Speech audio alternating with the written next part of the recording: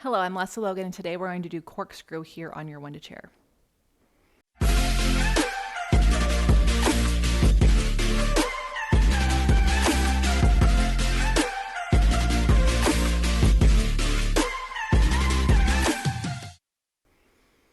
Yes, corkscrew on the Wunda Chair. It's possible. In fact, I wanted to make sure that you saw that you can do a lot of mat exercises using your Wunda Chair, so that you can be inspired by that as you play with what your body needs, or if you're a teacher, what people need to get the strength and connections they need to do the mat work better, right? So you want to be on one middle spring. You can also be on like two tops. I don't really want the pedal to be too heavy, but I don't want it to be too light because I don't want you to think it's like this most stable thing and then you pull on it. But I want to be so light that it moves all over the place, right? So, because the goal is we're not using the pedal to control our center. You lie on your back and you want to make sure that your head is not on the chair, but it's on the floor.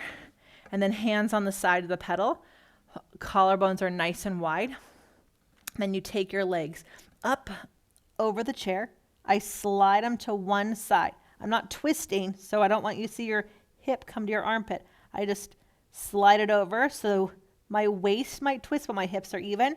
I roll down, sweep the legs to the other side, roll up that side onto the side of the chair, and then to the center, square off.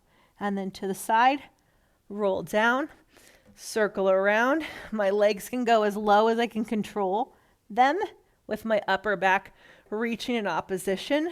Try not to arch the back as the legs go through center. And then once you've done 3 sets in each direction, you just roll down your center.